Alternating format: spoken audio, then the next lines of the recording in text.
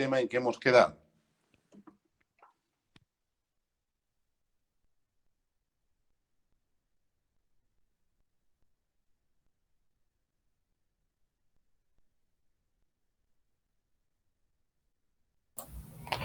Buenos días, doctor.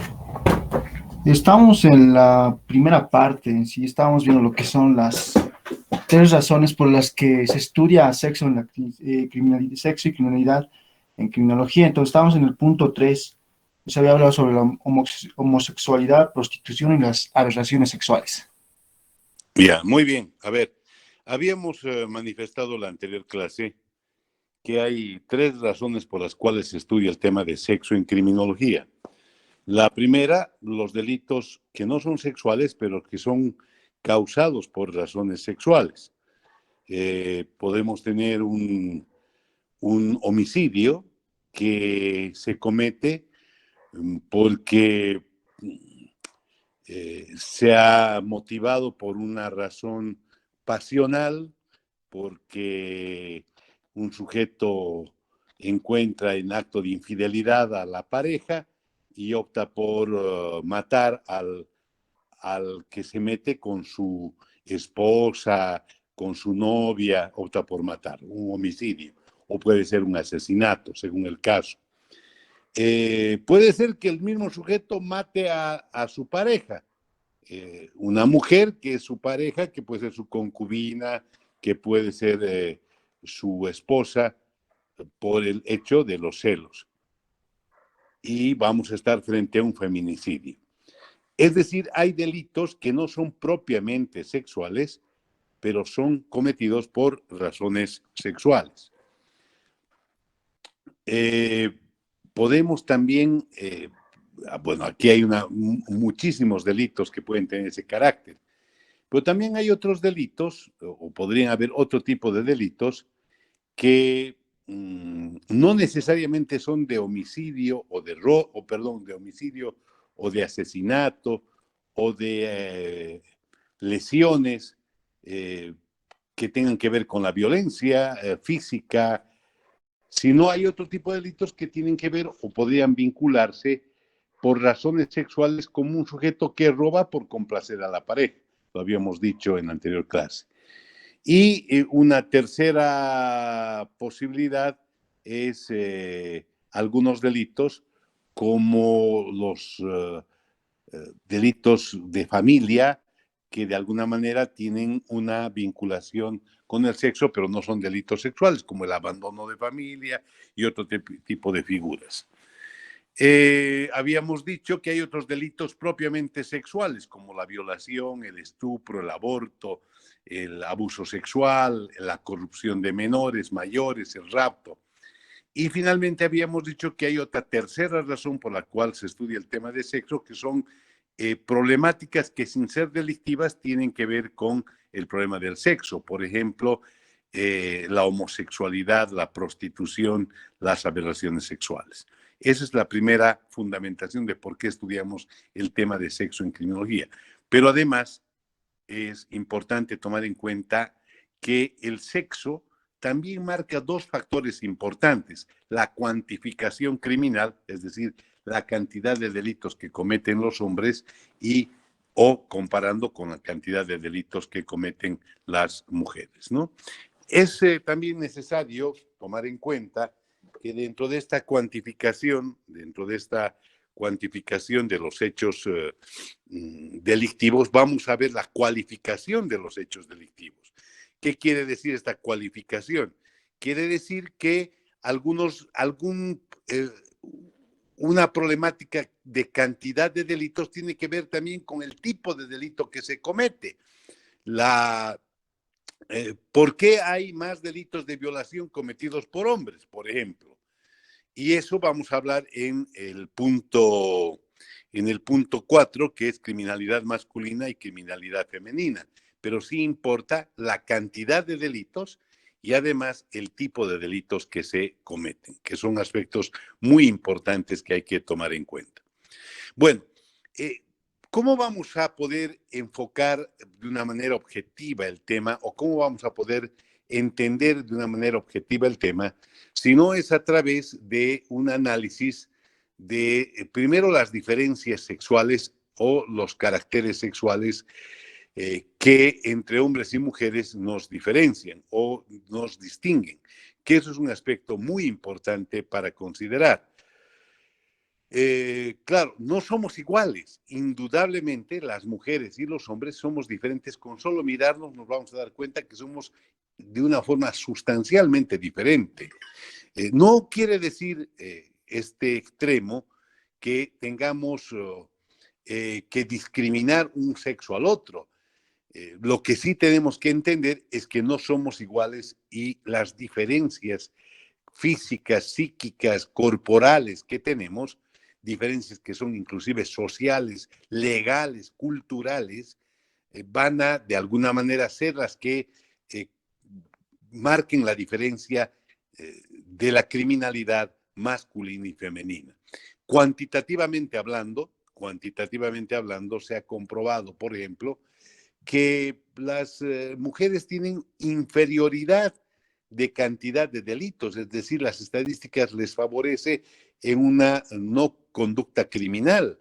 En cambio, o por lo menos unas bajas estadísticas criminales en cuanto a la cantidad de delitos. En cambio, en el caso de los hombres, las estadísticas no solo nuestras, no solo estadísticas criminales en nuestro medio, en nuestra realidad, sino estadísticas criminales a nivel mundial, demuestran que los hombres tienen mayor cantidad de delitos. Hay más hombres condenados, hay más hombres procesados, hay más hombres denunciados, y eso también vamos a ver en el punto 4, nuevamente reflexionando sobre esta parte. Pero por el momento lo que sí está claro es que esa es otra problemática que también debemos abordar partiendo de las diferencias sexuales. El punto 2 al que vamos a tocar ahora, que es bastante corto y claro, y que ya hemos hecho de alguna manera referencia en la clase de herencia, es la determinación del sexo. ¿Cuándo, cómo se determina el sexo?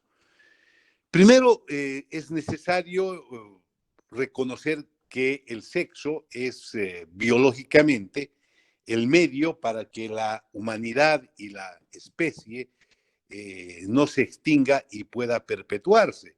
Es decir, si no hubiese la posibilidad de fecundar, de procrear, la humanidad se extinguiría y cualquier especie, si no puede procrearse, si no puede reproducirse, se extinguiría. Posiblemente a partir de esta explicación, que puede ser muy biologicista, podamos comprender o podamos partir de algunas apreciaciones en cuanto a posturas sexuales. Sin embargo, lo que sí es claro, lo que sí es evidente, es que el sexo básicamente permite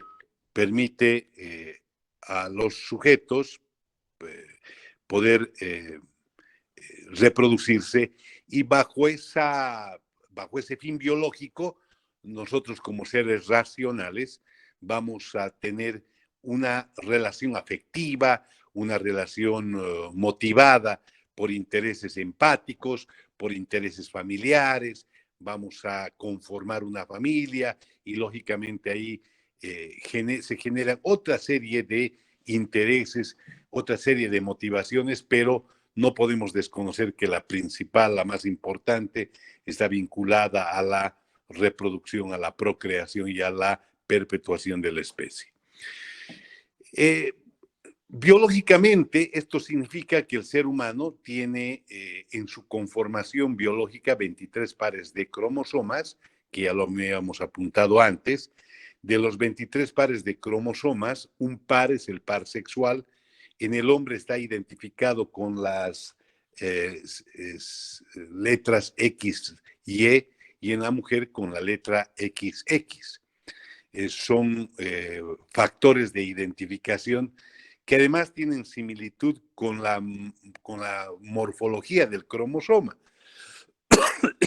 XX en la mujer, XY en el hombre, que son la conjunción de los caracteres cromosomáticos sexuales. Cuando se produce la relación sexual, el acto sexual, el hombre en la eyaculación envía espermatozoides y los espermatozoides son carga cromosomática. Esta carga cromosomática tiene multiplicidad de mensajes genéticos, constitución corporal, apariencia, estatura, todo lo que de alguna manera recibimos del padre y de la madre, ¿no? Pero en el caso del espermatozoide, del padre, en una especie de monosomas, es decir, monosomas porque al unirse con el monosoma de la mujer van a integrar los pares de cromosomas que el ser humano, por el que el ser humano se integra o esté integrado. El espermatozoide, dentro de ese su mensaje genético, dentro de ese su mensaje cromosomático, tiene, como hemos dicho y hemos afirmado, un cromosoma sexual, que es el que define el sexo del nuevo ser, que es el que va a definir el sexo del nuevo ser. Si el monosoma del hombre es X, al unirse con el monosoma de la mujer, que también es X, el nuevo ser va a ser mujer. ¿Por qué? Porque doble X significa sexo femenino. La nueva persona, el nuevo ser va a ser mujer. Si el monosoma que envía el hombre es Y, al unirse con el monosoma que siempre es X de la mujer, el nuevo ser va a ser hombre. El nuevo ser va a ser hombre. Esto significa que, de alguna manera, la responsabilidad biológica del sexo está a cargo del hombre, lógicamente de forma involuntaria, porque la determinación sexual es un acto absolutamente involuntario, perdón, no voluntario, sino un acto absolutamente involuntario, producto de una selección natural equilibrada. Miren, tan sabia es la naturaleza que durante años, años y siglos que la humanidad ha generado uh, procreación para perpetuación de la especie y no hay un desequilibrio importante entre las personas que nacen hombres y las personas que nacen mujeres. La diferencia es mínima y no hay una problemática muy acentuada en este tema, porque si hubiese una problemática acentuada, ya la humanidad hubiera sentido la diferencia, es decir, podría darse un caso donde la diferencia sea 70-30, 70% que nacen mujeres o 70%, 80% que nacen hombres, ¿no? Tendríamos un conflicto realmente impresionante. Parte de la divinidad, yo diría, porque hay muchas cosas que solo se explican, yo soy creyente a través de la sabiduría de nuestro Creador, es ese equilibrio entre el sexo masculino y el sexo femenino en la población. Bueno, la determinación sexual se da de esa manera y lógicamente vamos a identificar sexualmente a partir de de esa carga cromosomática al hombre y a la mujer. Esa carga cromosomática se va a convertir más tarde o se va a convertir en el proceso de desarrollo del embrión, se va a convertir en lo que son los caracteres primarios y secundarios del sexo. Y pasamos al punto número 3, que dice diferencias sexuales. Un minutito, por favor.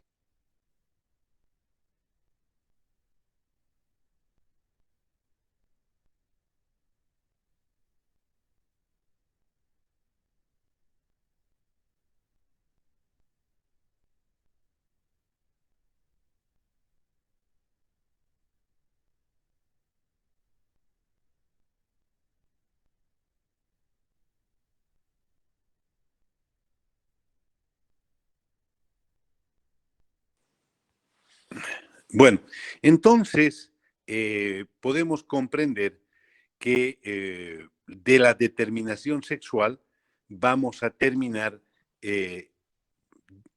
partiendo de las básicas y primarias diferencias sexuales. Básicas y primarias diferencias sexuales. Cuando decimos en este punto, en el punto 3, diferencias sexuales, Parece que fuese un contenido netamente biologicista o solamente de problemas de caracteres sexuales biológicos. Y no es así. Está claro que les decía hace minutos atrás que somos diferentes hombres y mujeres.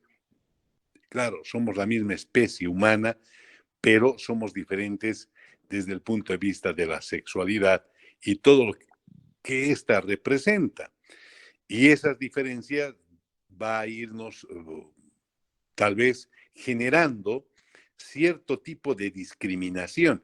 Miren, cuando se utiliza el término discriminar o discriminación, hay que tener cautela que no estamos frente a un término o una palabra que sea eh, lesiva, que sea negativa o que sea parcializada o que busque algún tipo de ventaja entre un género y el otro o entre un concepto y otro. La palabra discriminar significa seleccionar.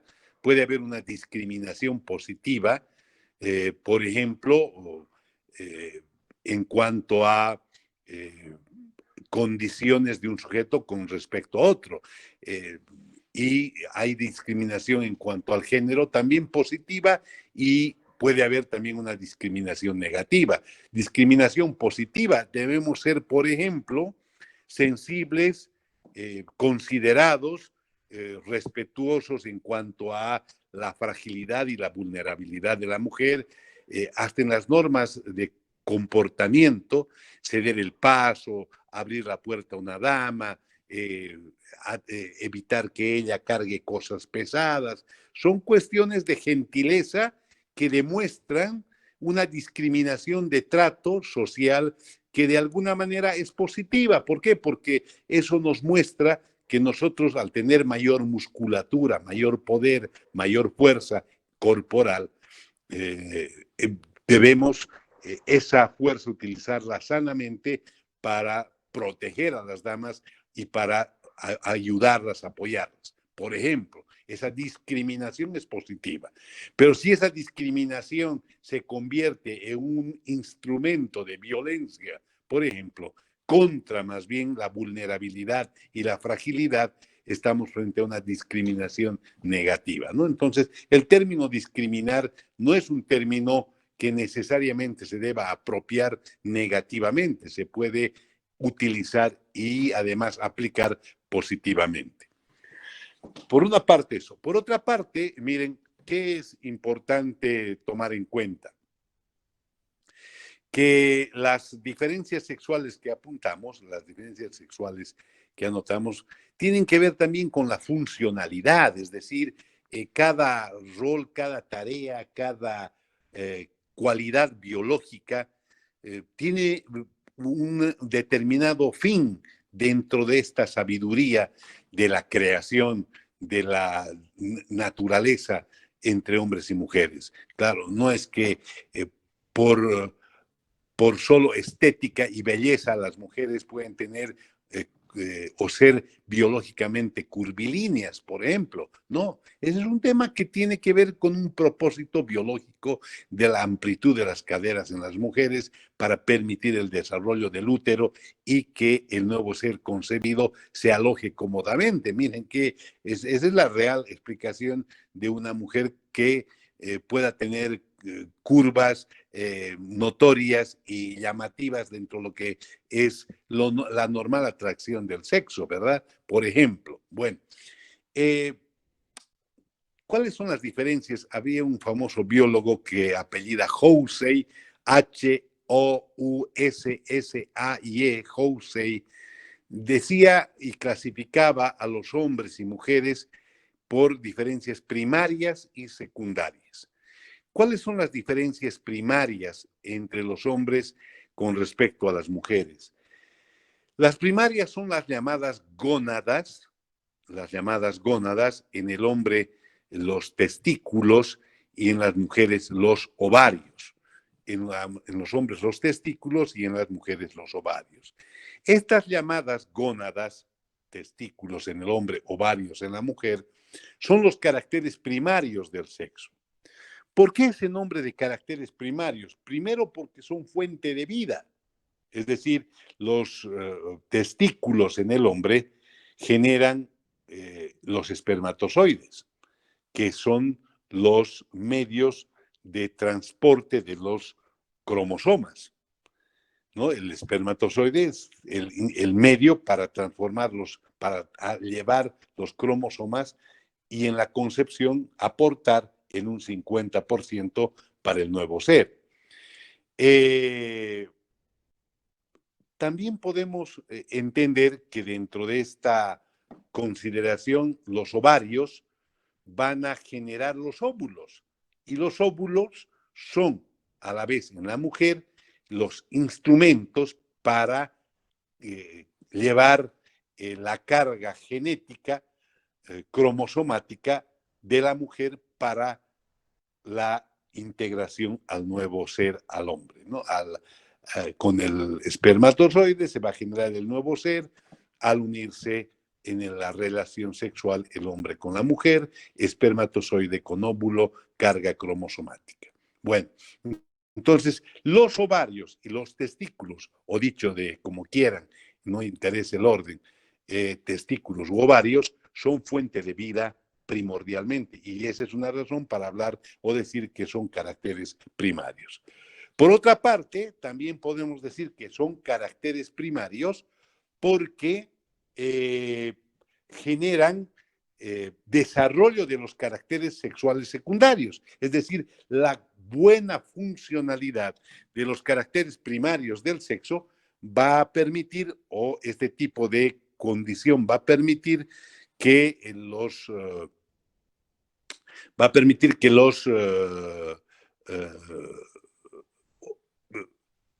caracteres sexuales secundarios se desarrollen. La correcta formación, la correcta funcionalidad de los caracteres secundarios está un poco promovida, digamos así, estimulada biológicamente por los caracteres primarios del sexo, que eso es importante tomar en cuenta. Esa es otra razón por la que podríamos decir que estos testículos y ovarios tienen esa condición de caracteres primarios del sexo. De alguna manera, no podríamos negar también que en función de lo que hemos manifestado, la identificación sexual, parte de estos caracteres. Es casi yo diría casi imposible, que una persona pueda tener testículos y ovarios a la vez, con la funcionalidad de poder, por ejemplo, siendo hombre, procrear o fecundar con los mismos óvulos y espermatozoides en el mismo cuerpo. Es decir, es absolutamente imposible que un mismo ser tenga testículos y ovarios y genere esperma y óvulos. Sería hasta bajo esa determinación aberrante biológica, podría terminar aparentemente concibiendo en sí mismo un ser humano, y eso es absurdo, ¿no? Eso es absurdo. Bueno, por eso los caracteres primarios son los testículos y los ovarios. Los caracteres secundarios en el hombre y en la mujer se dividen en genitales y extragenitales y a la vez en morfológicos, funcionales y psíquicos. Morfológicos, funcionales y psíquicos. Los genitales en el hombre, que no son los primarios, porque los primarios genitales serían los testículos, en el hombre serían el pene, el epidídimo, el canal eferente, como algunos para citar, no necesitamos ser en nuestra materia biólogos y tener un dominio de 100 particularidades de los órganos genitales masculinos. Eso está bien para los médicos, nosotros con saber los más elementales estamos al otro lado, que de alguna manera es lo que les digo, ¿no? En el hombre podríamos citar el pene, el canal eferente, el epidídimo, que son caracteres sexuales secundarios masculinos genitales. ¿Cuáles son los genitales, los extragenitales biológicos secundarios? Extragenitales en el hombre, por ejemplo, es la amplitud torácica, la estatura, el peso, que son biológicos. El hombre tiene mayor estatura, mayor peso, comúnmente comparando con mujeres de la misma raza o de la misma o aparente determinación biologicista. Es decir, por ejemplo, dos hermanos.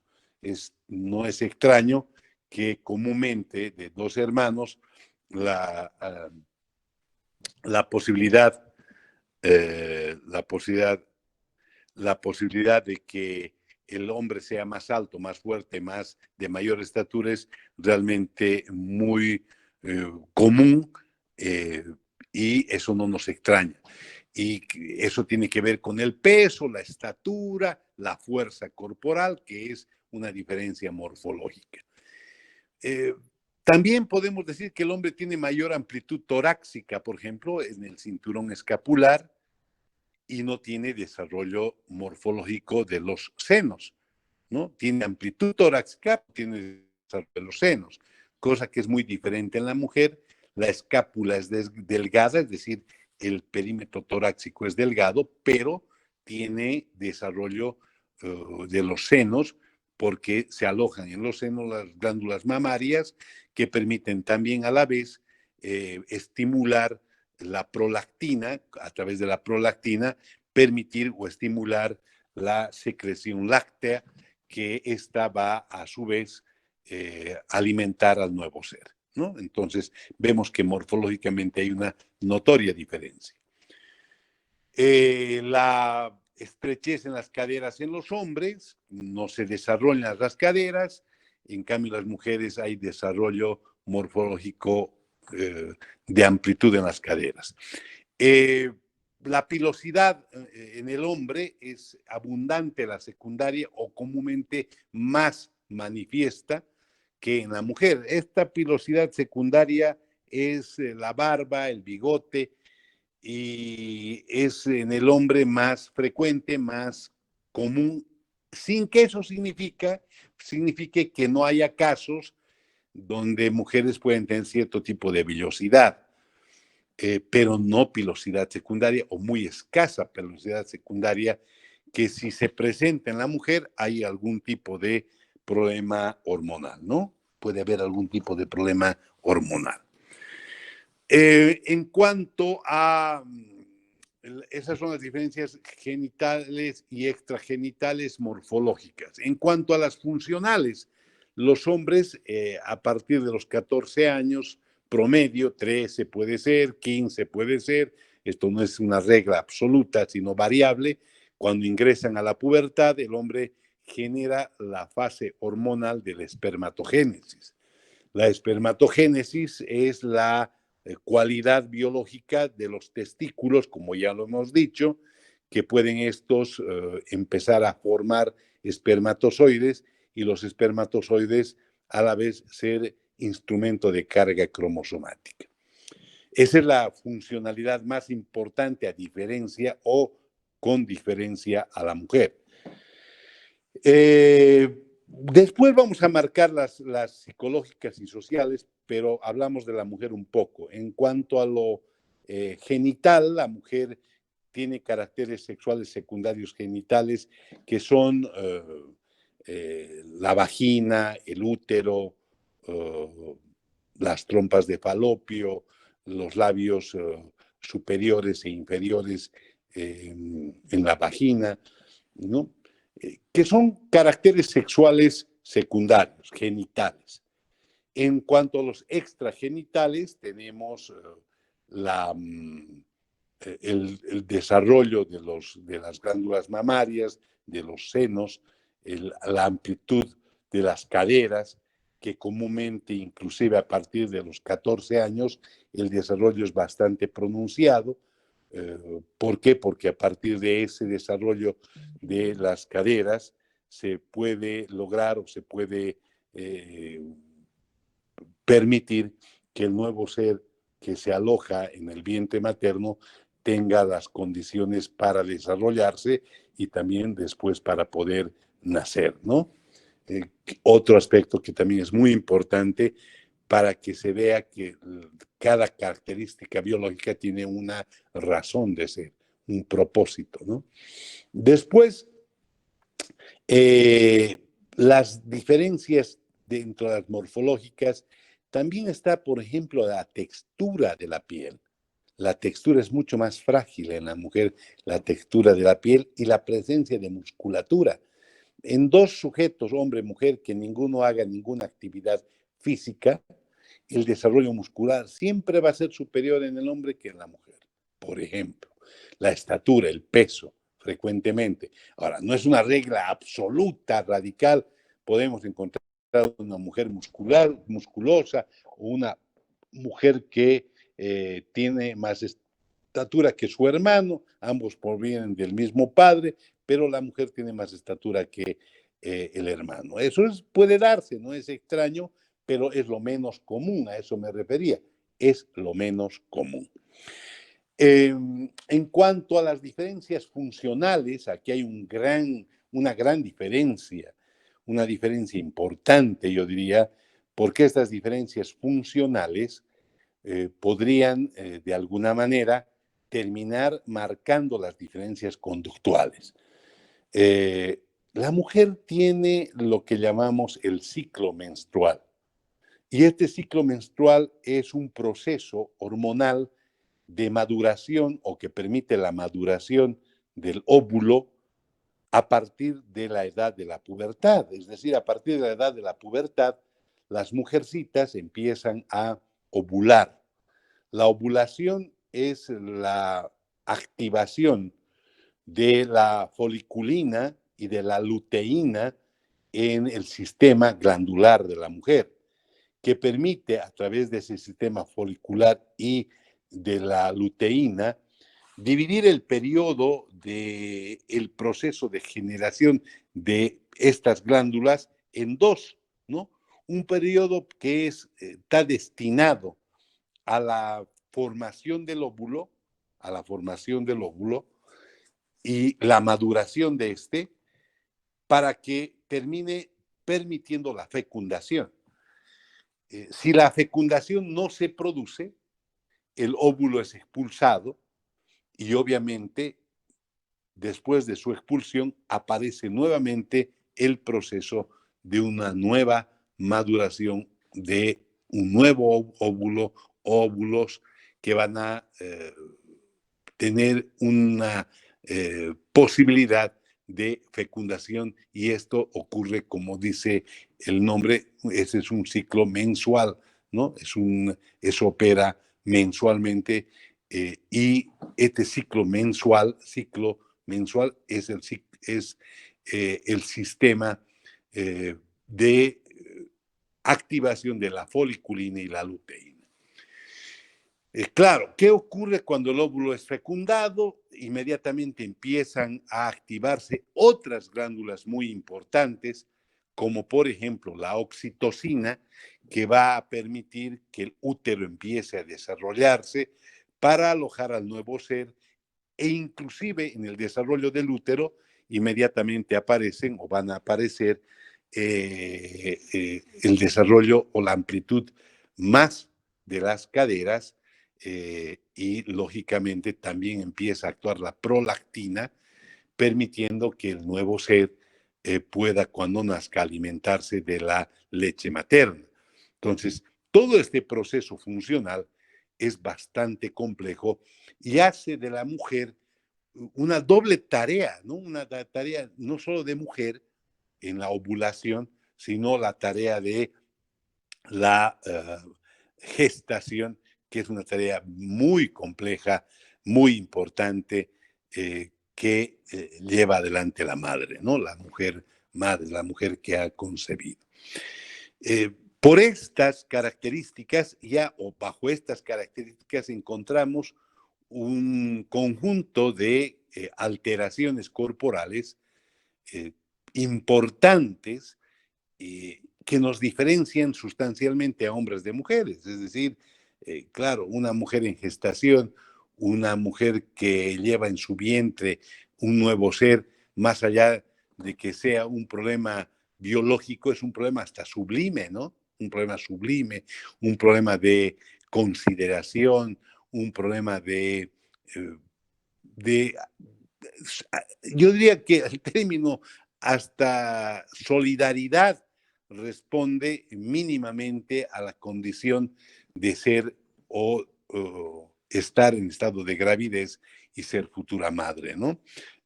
Claro, ya son dos seres en un cuerpo cuya obligatoriedad del círculo en torno a la mujer es la protección, el apoyo, la alimentación, la estabilidad y una serie de factores que son sustanciales en esta condición, ¿no?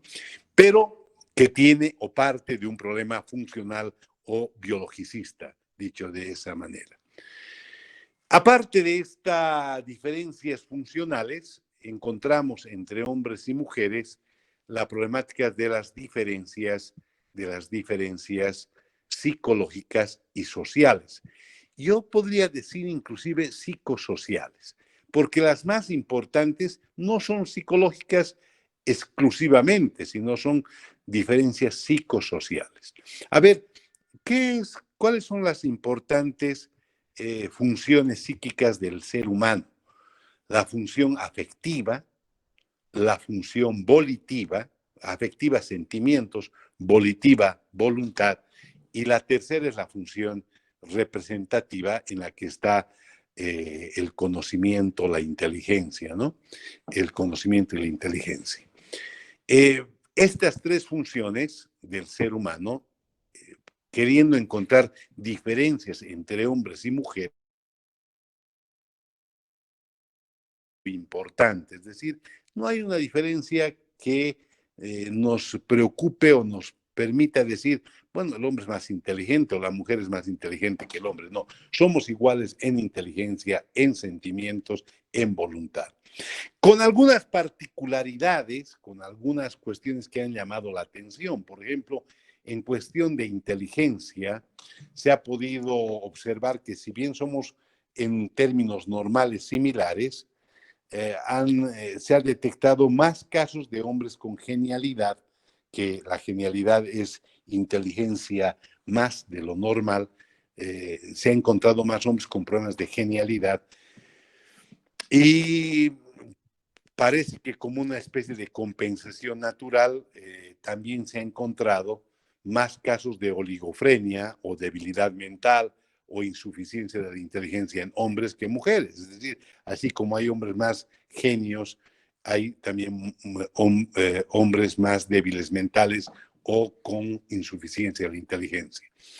Algunas críticas ha recibido este criterio, sobre todo de quienes consideran que en la humanidad los rasgos y de personajes con genialidad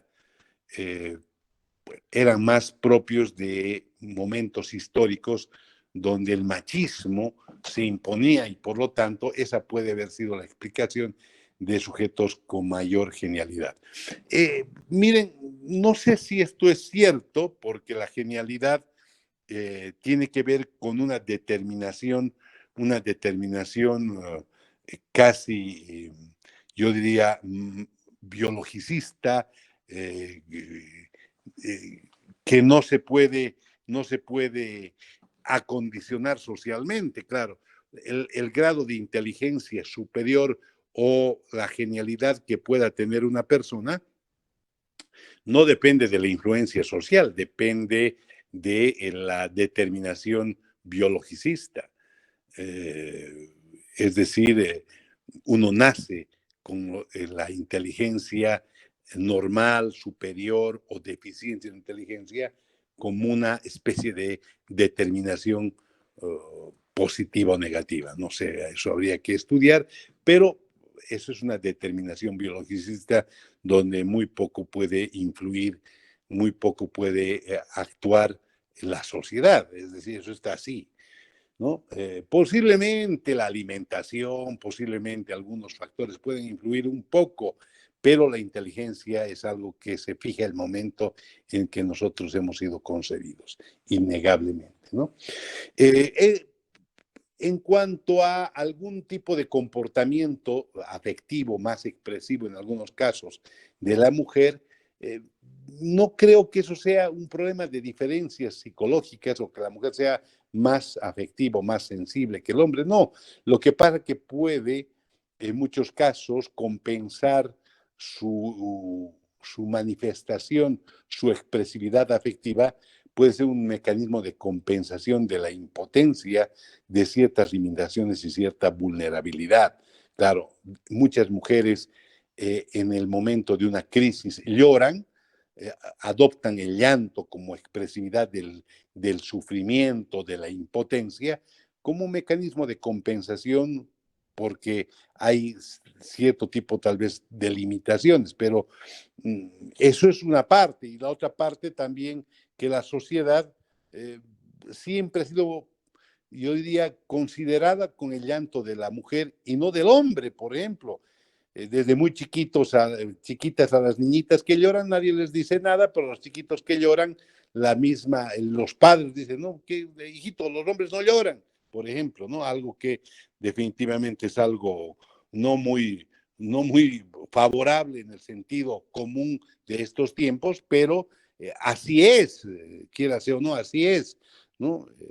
No es menos cierto que la sociedad va influyendo y por eso decía diferencias psicosociales. Más son las diferencias psicosociales que las verdaderas diferencias psíquicas que puede haber entre hombres y mujeres. No se ha comprobado que el hombre sea más inteligente ni la mujer más inteligente y por lo tanto ni siquiera más voluntarioso o menos voluntarioso.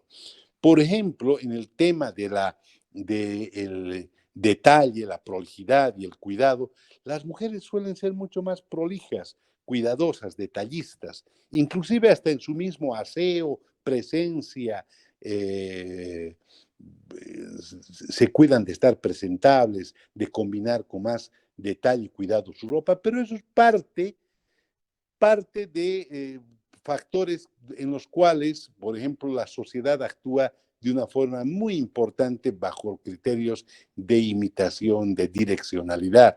La hijita ve que la madre se cuida, se peina, se pinta. Entonces la hijita va a ir por ese camino, ¿no? Va a ir por ese camino. El padre va al fútbol, le compra al hijo una pistola, unos guantes de box, el padre le hace practicar lucha, lo que no hace con la hijita. Entonces miren cómo ya se va socialmente acondicionando ciertos comportamientos.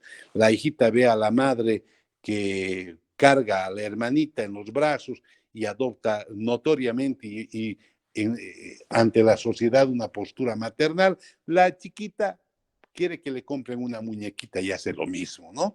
Miren cómo son las diferencias, que más que ser diferencias psicológicas, son acondicionadas socialmente. Muy claro.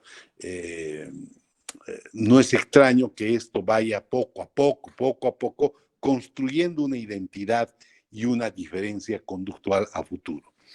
La otra importante diferencia, partiendo ya de lo social, es el comportamiento cultural, el comportamiento de la sociedad frente al hombre y la mujer, y también en lo legal. A ver, en lo social, claro, uno dice, hay que siempre ser iguales en el trato a las mujeres y no puede haber discriminaciones. Pero, por ejemplo, una dama, una muchacha, evita lugares donde hay violencia, donde hay escenarios riesgosos, pero no porque eso sea malo, para que una mujer que está en un ambiente riesgoso es una mala mujer, no, porque es riesgoso, ese ambiente es riesgoso y la mujer tiene una condición de fragilidad y de vulnerabilidad, y no va a extrañar que una chica se cuide de un ambiente o de un lugar donde hay puro hombres y están borrachos y están bebiendo, claro, por su fragilidad y vulnerabilidad, por ejemplo. Y eso no significa nada malo y no significa que haya una discriminación social. Pero claro, paralelamente, en algunos casos, en ciertas sociedades cerradas, miopes, también hay reglas de comportamiento que se institucionalizan por conceptos culturales, ¿no? ¿Qué hace una mujer en un bar, por ejemplo, bebiendo con hombres, dicen? ¿O por qué se expone de esa manera? ¿O por qué actúa de esa manera? Esos criterios sociales han ido de alguna manera generando discriminaciones que no son del todo sanas y que muchas veces generan prejuicios y preconceptos errados, ¿no? Por otra parte, también será necesario tomar en cuenta que en materia laboral, social laboral, las mujeres están en menos actividad laboral que los hombres, sobre todo hoy todavía seguimos viendo en nuestra realidad y en nuestra sociedad más hombres desarrollando actividad laboral que mujeres. En nuestras estadísticas de nuestro país son alarmantes las diferencias. Aún no se está tomando en cuenta con espacios similares a las mujeres que a los hombres. Y eso es una injusticia, pero es así. Y esto puede tener una influencia en el conductismo criminal, y vamos a ver más adelante. Y finalmente, bueno, podemos hablar de esto horas de horas, pero un apunte importante también es el tema de el derecho, la sociedad y la ley y las diferencias sexuales. Miren, la ley comúnmente no es igual para todos. Yo he leído y comúnmente encontramos en varias instituciones un eslogan, ¿no? Que dice, la ley es igual para todos. Yo creo que es el eslogan más mentiroso. Claro, mentiroso en el tecnicismo jurídico, porque no puede la ley ser igual para todos. Si la ley fuese igual para todos, la ley sería injusta. La ley no puede ser igual para todos. ¿Acaso la ley es igual para los niños que para los viejos? ¿Y acaso la ley es igual para los pobres desvalidos, minusválidos? ¿Acaso no hay leyes especiales para los discapacitados? ¿Acaso no hay leyes que tienen que ver con la vejez, con la senilidad? Un ejemplo muy sencillo. La jubilación es un sistema normativo de beneficio a los ancianos, a los viejos. Claro, y eso es una ley que marca diferencias entre unos y otros. Claro, las leyes adoptan diferencias en cuanto a la edad, en cuanto a la vulnerabilidad, en cuanto a la fragilidad y en cuanto al sexo. No, de otra manera, no tendríamos una ley que se llame el feminicidio, una ley penal que se llame el feminicidio. Las leyes hacen discriminaciones que, otra vez adoptamos el término, que pueden ser positivas. Pueden ser, habrá que discutir, vamos a discutir más adelante. Este es un tema, distinguidos estudiantes, que nos va a tomar 3, 4 clases, no importa, pero un tema muy importante, porque a partir de este tema y con este tema vamos a terminar entendiendo las problemáticas que hasta ahora no tienen solución en nuestro contexto colectivo. El feminicidio, por ejemplo, que es uno de los problemas de permanente abordaje en nuestra realidad. Muy bien, gracias por su tiempo. Vamos a continuar el día lunes con la clase. Tengan ustedes buen día, distinguidos estudiantes. Gracias, doctor. Hasta luego. Hasta luego, doctor. Hasta luego. Hasta luego, doctor.